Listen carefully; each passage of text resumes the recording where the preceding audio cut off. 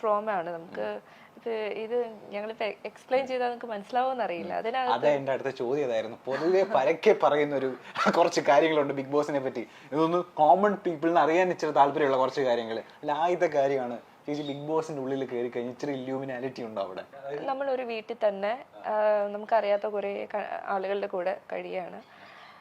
നമ്മൾ നാച്ചുറലി കുറെ പേരായിട്ട് നമ്മൾ അടുക്കുകയും ചെയ്യും. പക്ഷെ എപ്പോഴും ഒരു നെഗറ്റീവ് സംഭവം എപ്പോഴും ഉണ്ട്. അതാണ് പൊതുവെ പറയുന്നത്. അതായത് അവര് വരുന്ന ബ്രാൻഡ്സ് അല്ലേ നമ്മൾ കൂടുതലും യൂസ് ചെയ്യുന്ന പേസ്റ്റ് സോപ്പ് ഒക്കെ, അതിലൊക്കെ ഇച്ചിരി പ്രശ്നമുണ്ടെന്നാണ് ആൾക്കാർ പറയുന്നത്. നമ്മൾ കോമൺലി യൂസ് ചെയ്യുന്ന സാധനങ്ങൾ തന്നെയാണ്. അപ്പൊ ഞാൻ യൂസ് ചെയ്തുകൊണ്ടിരുന്ന ബ്രാൻഡൊക്കെ തന്നെയാണ് അവിടെ യൂസ് ചെയ്യുന്നത്. അതിലൊന്നും ഒരു പ്രശ്നമില്ല. നമ്മളൊരു വീടിനകത്ത് അടഞ്ഞു കിടക്കുകയാണ്, നമ്മൾ വേറെ ഒന്നും പുറത്തേക്ക് പോകുന്നില്ല. സോ നമ്മൾ അവിടെ ഉണ്ടാകുന്ന കോൺവെർസേഷൻ നമ്മൾ അതിനകത്ത് തന്നെ ഒരു ലൂപ്പ്. ഇപ്പൊ റോൺസൺ എപ്പോഴും പറയും ഇതൊരു ലൂപ്പാണ്, ഇതിനകത്ത് നമുക്ക് മെമ്മറി കുറയുമെന്ന് പറഞ്ഞു. കുറച്ച് കഴിയുമ്പോൾ എനിക്കത് ഫീൽ ചെയ്ത് തുടങ്ങി, പലർക്കും ഫീൽ ചെയ്തു. കാരണം വെച്ചാൽ ഞങ്ങൾ അതിനകത്ത് തന്നെ ചിന്തിക്കാൻ തുടങ്ങി. ഞാൻ ഡെയിലി സ്വപ്നം കാണുമായിരുന്നു. കാണുന്ന മൊത്തം അതിനകത്തുള്ള കണ്ടസ്റ്റൻസിനെ മാത്രം. ഞാൻ ഒരിക്കലും ഹസ്ബൻഡിനെ കണ്ടിട്ടില്ല, മോനെ കണ്ടിട്ടില്ല. അതിനകത്തുള്ള കണ്ടസ്റ്റൻസിനെ മാത്രമേ സ്വപ്നത്തിൽ വരുള്ളൂ. പിന്നെ ഞാൻ കണ്ട 2-3 സ്വപ്നങ്ങൾ അതുപോലെ സംഭവിക്കുകയും ചെയ്തു.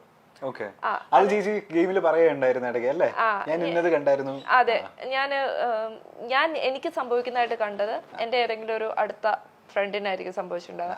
ഞാൻ എലിമിനേറ്റ് ആയിട്ട് പോകുന്ന കണ്ടു, ഞാൻ ഇന്ന വഴി കൂടെ പോയിന്ന് കണ്ടു. അതേപോലെ സംഭവിച്ചിട്ടുണ്ട്. നമ്മൾ അതിനകത്ത് ചെല്ലുമ്പോ അങ്ങനെയാണ്. അത് ഒരു എനിക്കറിയില്ല, പവറിനെ കുറിച്ചും നമുക്ക് എക്സ്പ്ലെയിൻ ചെയ്യാൻ അറിയത്തില്ല. സോ ഉണ്ട് എന്തൊക്കെയോ എവിടെയൊക്കെയോ ചെയ്യുന്ന. ഞങ്ങളപ്പോ കഴിഞ്ഞ ദിവസം സാബു ചേട്ടനെ ഇന്റർവ്യൂ ചെയ്തിരുന്നത്. അപ്പൊ സാബു ചേട്ടൻ പറയുകയാണ്, ഏതോ ഒരു കണ്ടസ്റ്റന്റ് പുള്ളിക്കാരൻ്റെ അടുത്ത് വന്ന് പറഞ്ഞില്ല അതിൽ നിന്ന് തകിട് കിട്ടി അത്രേ. അത് ഞങ്ങൾ എന്നപ്പോഴും പറഞ്ഞു തകിടുണ്ടെന്ന്. അത് നോക്കിയപ്പോ എല്ലായിടത്തും തൂക്കിയിട്ടേക്കിട്ടുണ്ട്. അത് എനിക്കറിയത്തില്ല. അതിപ്പം ഓരോരുത്തരുടെ വിശ്വാസമാണ്. ഇപ്പൊ ഈ തകിട് എന്നൊക്കെ പറഞ്ഞാൽ അവരുടെ വിശ്വാസമായിരിക്കും. നോർത്ത് ഇന്ത്യയിലെല്ലാം നടക്കുന്നത്. അപ്പൊ അവർക്ക് ചിലപ്പം ഓരോ ബിൽഡിങ്സിനും ഈ എനർജിയുടെ ഇത് കീപ്പ് ചെയ്യാൻ വേണ്ടിയിട്ടൊക്കെ. അപ്പൊ നമുക്കറിയത്തില്ല. പക്ഷെ ഞാൻ എന്തായാലും എല്ലാ ദിവസവും മുട്ടുമെന്ന് പ്രാർത്ഥിക്കായിരുന്നു സേഫ് ആയിട്ട് പുറത്തിറങ്ങി.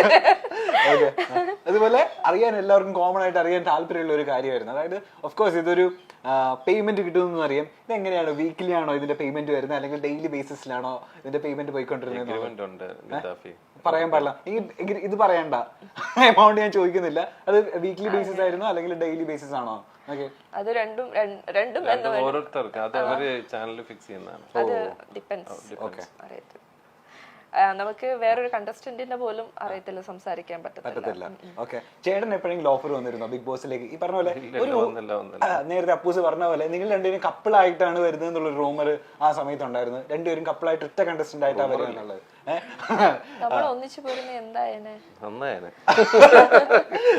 ആദ്യത്തെ ആഴ്ച തന്നെ തിരിച്ചിങ്ങി വരായിരുന്നു.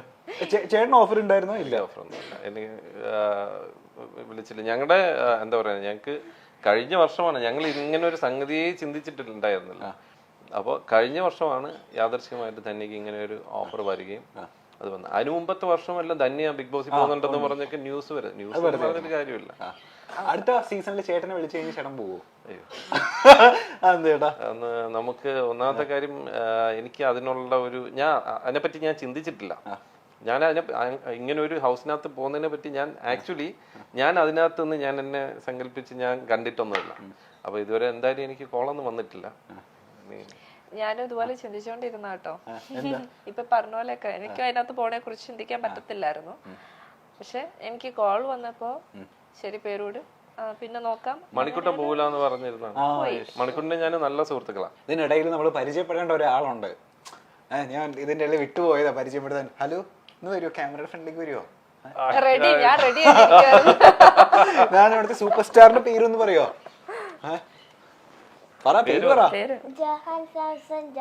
Johan Samson John.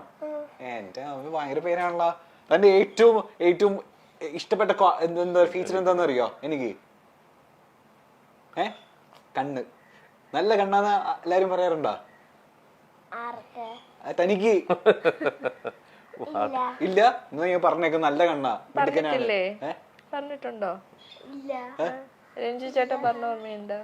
നമ്മുടെ ഒരു ക്യാമറമാൻ ഉണ്ട് എന്റെ സീരിയലില്, പുള്ളി പറയുമായിരുന്നു. നല്ല കണ്ണെന്നാണ്. ഏക സിനിമയിൽ അഭിനയിക്കാൻ താല്പര്യം ഉണ്ടോ? അമ്മേനെ പോലെ അച്ഛനെ പോലെയൊക്കെ താല്പര്യമുണ്ട്. അച്ഛനോട് പറയായിരുന്നില്ലേ എനിക്ക് സിനിമയിൽ അഭിനയിക്കണം? പക്ഷേ ഇപ്പോഴല്ല, വലുതായിട്ട്.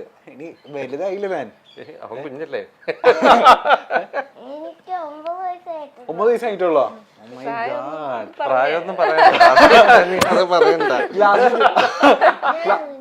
ക്ലാസ്സിൽ ചെല്ലുമ്പോ പറയാറുണ്ട് പിള്ളേരൊക്കെ അച്ഛന്റെ അമ്മയുടെ ഫാനാണ്, അമ്മ എന്തെടുക്കുന്നു അച്ഛൻ എന്തെടുക്കുന്നു എന്നൊക്കെ ചോദിക്കാറുണ്ടോ? അറിയോ പിള്ളേർക്കൊക്കെ അറിയോ അമ്മ ആക്ട്രസ് ആണെന്നും അച്ഛൻ? അപ്പൊ താനെന്ത് പറയും?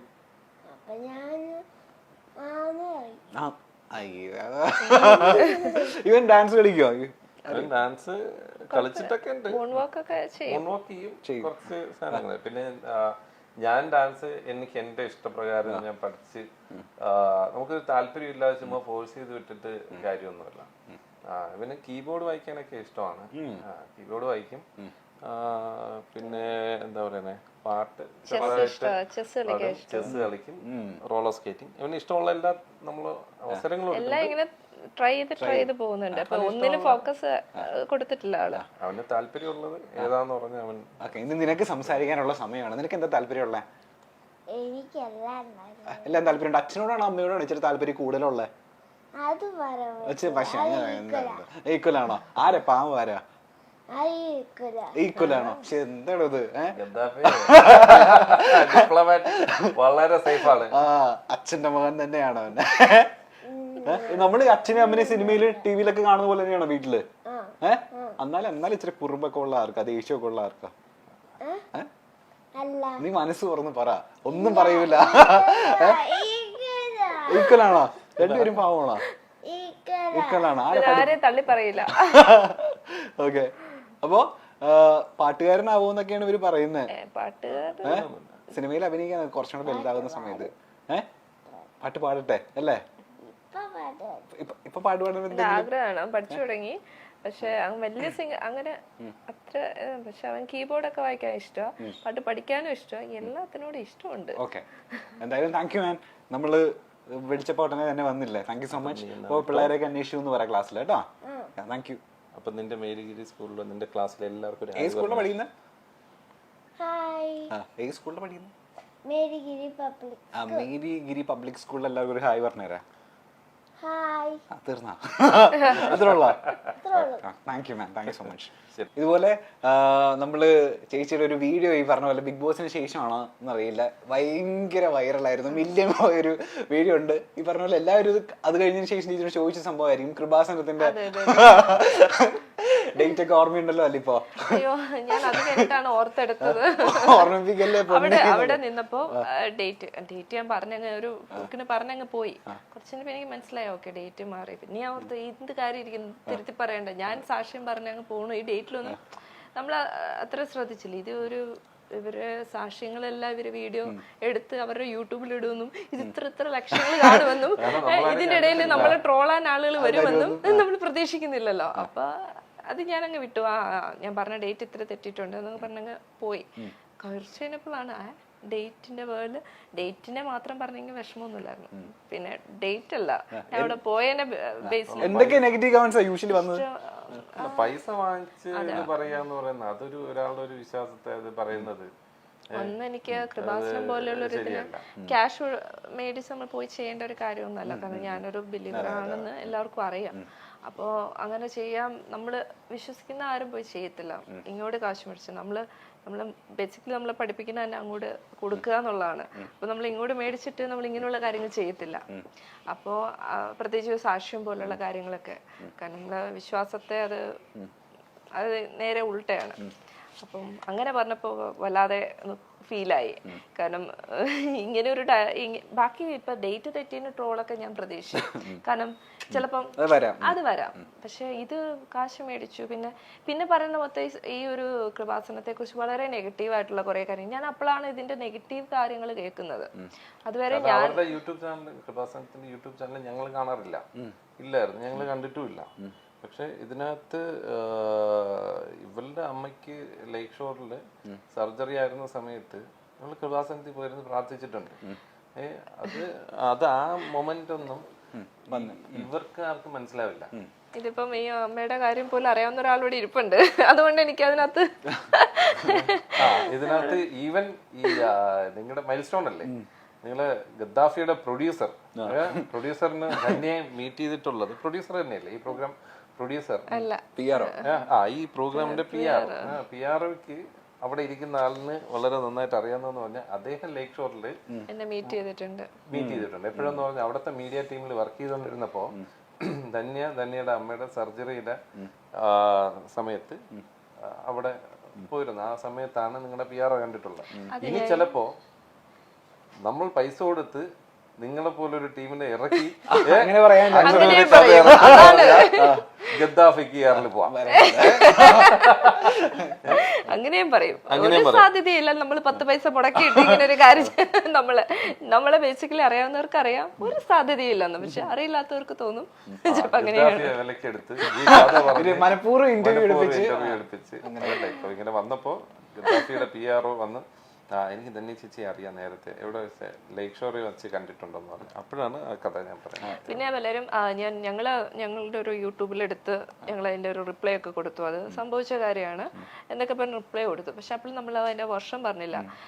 2020 അമ്മയുടെ ഈ ശരിക്കും അമ്മയുടെ ഒരു ആവശ്യമായിട്ട് പോയതല്ല. ഞാൻ അവിടെ പോയി ഉടമ്പടി എടുക്കുക എന്ന് പറയും.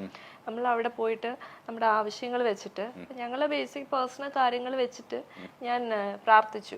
മെയിനായിട്ട് എനിക്ക് 2-3 ആവശ്യങ്ങൾ ഉണ്ടായിരുന്നു. അതിലൊരു ആവശ്യം ഞാൻ പറഞ്ഞ കാര്യം ബ്രദറിന്റെ മാരേജും ഒക്കെ പറഞ്ഞു. അപ്പോൾ ഈ ഫസ്റ്റ് പ്രയോറിറ്റി അതായിരുന്നു. അപ്പം അത് വെച്ച് പ്രാർത്ഥിക്കാൻ പോയപ്പോഴാണ് അമ്മയുടെ ഈ അസുഖമൊക്കെ വരുന്നത്. പക്ഷെ അപ്പോഴാണ് കണ്ടുപിടിക്കണേ ഇത് പോയി ചെയ്യുന്ന സമയത്താണ്. അപ്പം എനിക്ക് അവിടെ പോയി പ്രാർത്ഥിക്കണം, മൺഡേസിൽ പോയി അവിടെ പ്രാർത്ഥിക്കണം. ആ സമയത്താണ് നമ്മുടെ ഓപ്പറേഷൻ, മൺഡേ ആണ് ഓപ്പറേഷൻ വെച്ചത്. അപ്പോൾ ഞാൻ അവരുടെ ഉടമ്പടി അനുസരിച്ച് നമ്മൾ പോയി പ്രാർത്ഥിക്കുന്നവരാണെങ്കിൽ എല്ലാ മൺഡേസും പോകണമെന്നാണ്. അത് മന്ത്ലി ഉള്ള ഫസ്റ്റ് മൺഡേ അങ്ങനെ. ഇപ്പൊ ഓർക്കണേ 2 വർഷം മുമ്പ് ഈ ഓർമ്മക്കുറവ് അതെ അതെ. അപ്പൊ പിന്നെ ഓർമ്മയില്ല. ഇത് ഇവിടെ അവള് കിടന്ന് വളഞ്ഞു പിടിക്കാന്നൊക്കെ പറയും. എനിക്ക് എന്നെ കൊണ്ട് ഇതേ പറ്റൂ, ക്ഷമി, അതേ പറ്റൂ. അപ്പം ഒരു ആ സമയത്ത് മൺഡേ ഓപ്പറേഷൻ ടൈമിന് മമ്മിനെ കയറ്റുന്ന സമയത്ത് എനിക്ക് അറിയാലോ, ലേക്ക് ഷോറിൽ നിന്ന് ചേർത്തല കഴിഞ്ഞിട്ട് ആലപ്പുഴയ്ക്ക് ഇടയിലാണ് ഈ കൃപാസനം വരുന്നത്. കുറച്ച് ഡിസ്റ്റൻസ് ഉണ്ട്, ഇങ്ങനെ പോയി വരാമെന്ന്. നമുക്കൊരു 2 hours ജേർണി അങ്ങോട്ടും ഇങ്ങോട്ടും വരത്തുള്ളൂ മാക്സിമം. അപ്പം ഇത്രയും സമയമുണ്ട്. പിന്നെ രാത്രി നൈറ്റാണ് ഇറക്കുന്നത്. അപ്പം ഞാൻ അവിടെ പോയി ആ ഓപ്പറേഷൻ നടക്കുന്നത് അതിന് വേണ്ടിയിട്ടും എല്ലാത്തിനും കൂടെ. എൻ്റെ അവസ്ഥ എന്ന് പറഞ്ഞാൽ അത് എല്ലാവരും എങ്ങനെയൊക്കെ കടന്നു പോയിട്ടുള്ള എല്ലാവർക്കും മനസ്സിലാവും. നമ്മൾ ഉള്ളുരുക്കി പ്രാർത്ഥിക്കാൻ പോകില്ലേ, അവിടെ നിന്ന് ഞാൻ എനിക്ക് അറിഞ്ഞൂടെ എത്ര ബക്കറ്റ് കണ്ണീരെടുക്കാൻ പറ്റും. ഞാൻ അങ്ങനെ നിന്ന് പ്രാർത്ഥിച്ച ഒരാളാണ്. അപ്പൊ നമ്മൾ ഒരിക്കലും ക്രൂഷ്യൽ അവസ്ഥ ഞാൻ എൻ്റെ കണ്ണുകൊണ്ട് ഈ ഫാമിലിയിൽ കണ്ടുവന്ന നമ്മുടെ ഫാമിലിയിൽ വരുന്നത് വരെ ഈ ക്യാൻസർ എന്ന് പറയുന്നത് ആർക്കോ വരുന്ന ഒരു രോഗം എന്നുള്ളത് മാത്രമേ ഉള്ളൂ. നമ്മുടെ കുടുംബത്തിൽ ഒരാൾക്ക് വന്നു എന്ന് പറയുമ്പോൾ ഉള്ള ഒരു മൊമെന്റ് ഉണ്ടല്ലോ, അത് ഭീകരമാണ്.